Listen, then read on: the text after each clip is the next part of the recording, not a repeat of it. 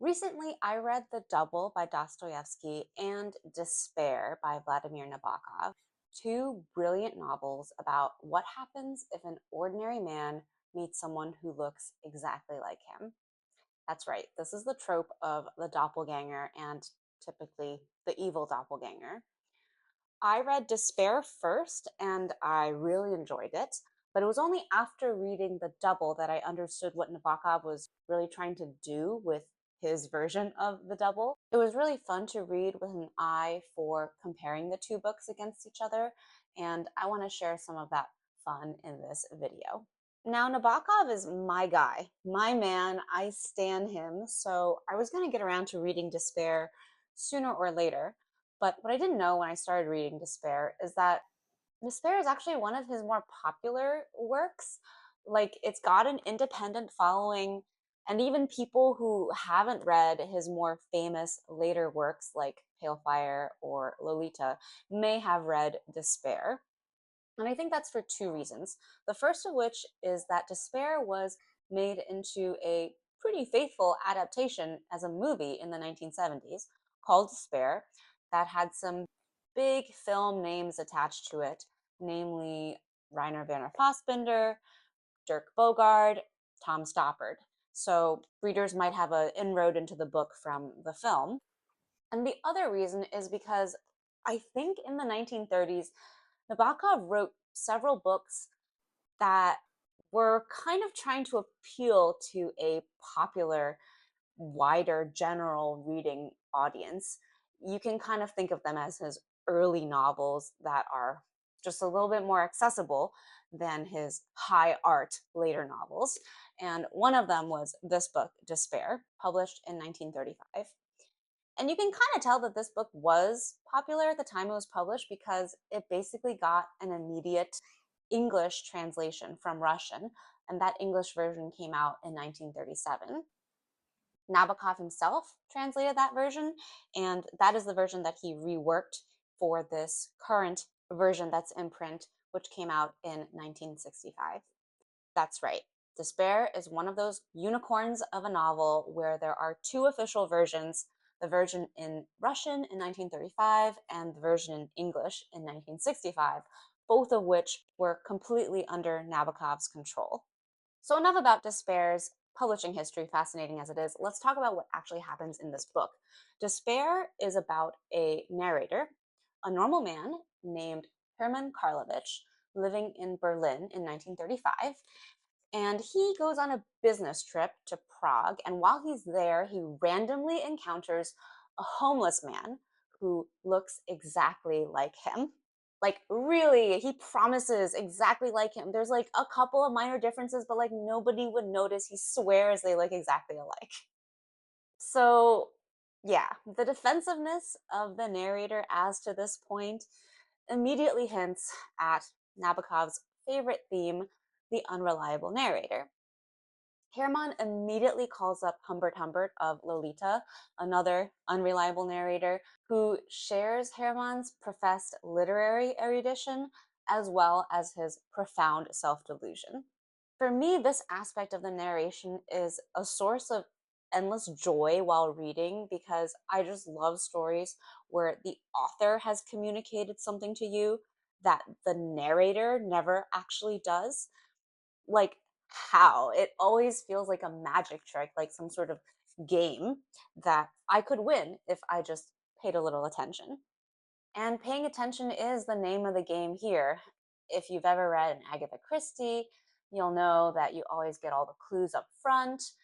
In fact, that's the rule of the mystery genre. You get all the facts, maybe not in the right order or in the order of importance, but you get the facts and you can't put them together until that last scene where Poirot points out that you forgot this little fact that unravels the entire tissue of lies. And it's the same with Despair.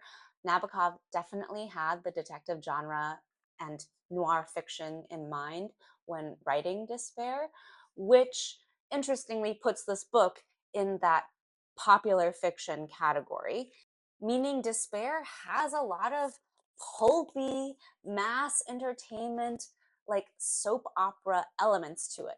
There's sex A lot of scheming is happening here. There is a crime movement from place to place.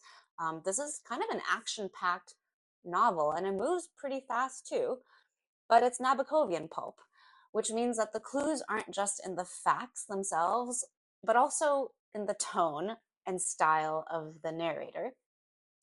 The narrator here is oblivious to certain things happening around him, especially how other characters really think about him. And he has little slip ups that presage where the story is going and where our guy is going to end up at the end of the book. These are the little things that make reading Despair so fun on a minute by minute, page by page basis. Now, the inescapable allusion that Despair makes is to The Double by Fyodor Dostoevsky. The Double is referenced by name in this book, and there are other phrasal allusions and situational allusions. I really don't think I need to belabor the point. It is obvious Despair is clearly ripping on The Double. For me, the most interesting commonality between Despair and The Double is the fact that both of these books are about pathetic little men. This seems to be a common subject in Russian literature, the pathetic little man whom you, the reader, are invited to mock and despise to some extent. So now I'm going to talk about The Double. I'm going to give my review of it, and then I'm going to go back to compare and contrast it to Despair. The Double was published in 1846, and it was Dostoevsky's second novel, and most people would say one of his weaker novels. Now, Dostoevsky was famously sentenced to death in his life, but a very cruel procedure was followed where he and the other prisoners were taken to the place of execution, and the first batch of prisoners were tied up to be shot, when then the actual sentence was read aloud to them, which was hard labor in Siberia. So you can imagine how this would be profoundly traumatizing to a person. And all of Dostoevsky's really famous works, Crime and Punishment, The Idiot, The Brothers Karamazov, etc., they were all written after this pivotal traumatic event in his life. But The Double was written before this pivotal event, so it's got a lighter tone and notably is not really concerned with big moral questions about life. It's got a very strange protagonist called, ironically, our hero, who is a low-level official in the government named Golyadkin. Golyadkin is unquestionably a pathetic little man. He shows up uninvited to a fancy birthday party for the girl he has a mega crush on at the beginning of the book, is then thrown out unceremoniously, and you feel so much secondhand embarrassment for this pathetic excuse for a man. He's wandering St. Petersburg at night when he meets someone who looks exactly like him. But this doppelganger, though, really does look exactly like him, and you as the reader are asked to believe some really outlandish things here. First of all, you're asked to believe that you could even encounter, that there could exist on Earth someone who looks exactly like you, and then that he happens to have the exact same name as you. And you might speculate that he's a family relation, so that's why he has the same name. But then you're asked to believe that he happens to work at the same office that you work at. And when you go into work the next day, no one else in the office thinks that this is strange or weird at all. Which is why I think that most readers will conclude that the doppelganger in The Double is a figment of Golyadkin's imagination. That's right, this guy is descending into madness. It's the iconic literary descent into madness. Golyadkin's thoughts get harder and harder to follow. You watch him stumble from disastrous social situation to disastrous social situation. And this doppelganger becomes really the trope of the evil twin. I think Dostoevsky was really ahead of his time with The Double. Parts of it seem super modern in tone. It presages 20th century metafiction and stream of consciousness narration. And yeah, this doubt that he plants in the reader's mind of, is the doppelganger real or is it a self-delusion? Basically, am I reading an unreliable narrator here? That idea clearly inspired Vladimir Nabokov as well as lots of other modern writers. Because the central question is a question of an individual's sanity, I really don't interpret the double to have a social or moral message. The tension stays all within the subjective view of the individual. Golyatkin, his neuroses, his particular delusions, and so it stays firmly within the realm of art rather than verging into didactic fiction with a message about politics or society, the pressures of office life, or the pressures of modernity, or even a plea for sympathy for the mentally ill. I think that's why Nabokov liked The Double more than any other Dostoevsky work. It's the one example of art for art's sake that he can use to rescue Dostoevsky from the critics and thinkers of the 1860s and after in Russia who wanted to promote art primarily for its social mission. And I have to admire Dostoevsky for being so experimental and for withholding any sort of comfortable reading. And I mean that in two senses. One, it's famously difficult to read the actual words in the double because the language is super confusing.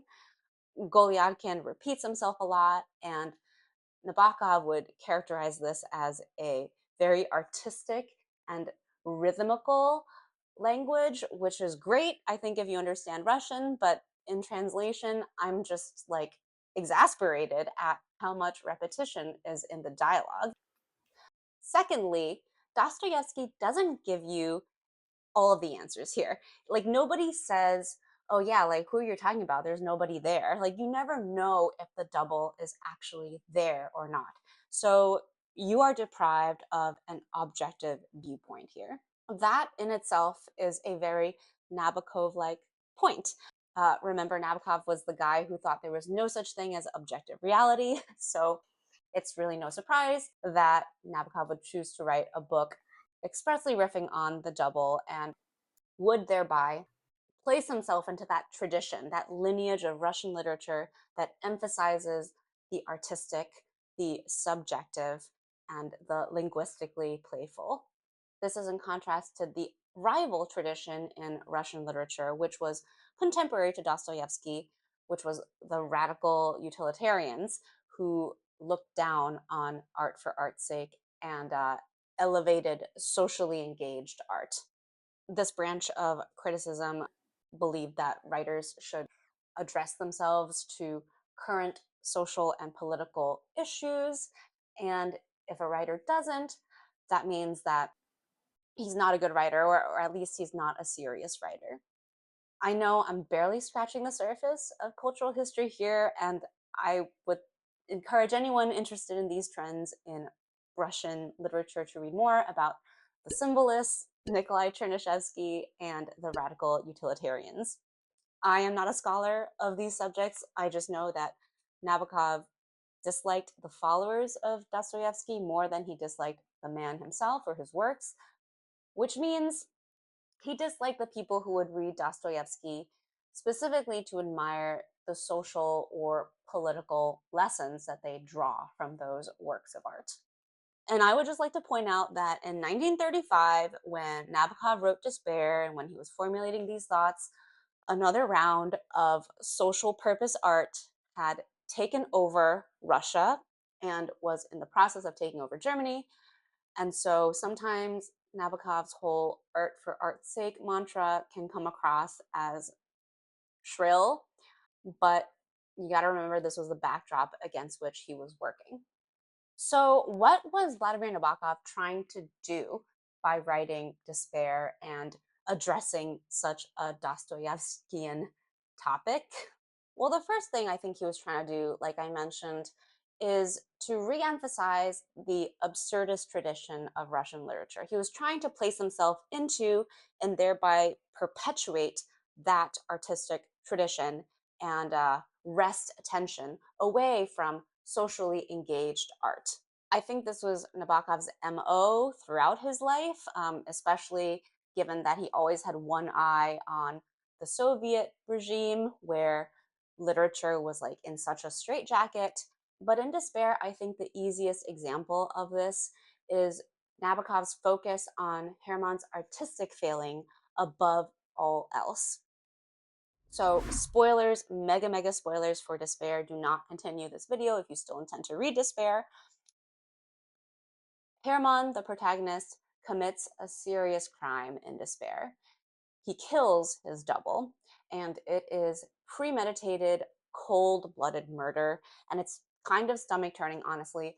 But what Nabokov draws attention to isn't the social message that murder is bad.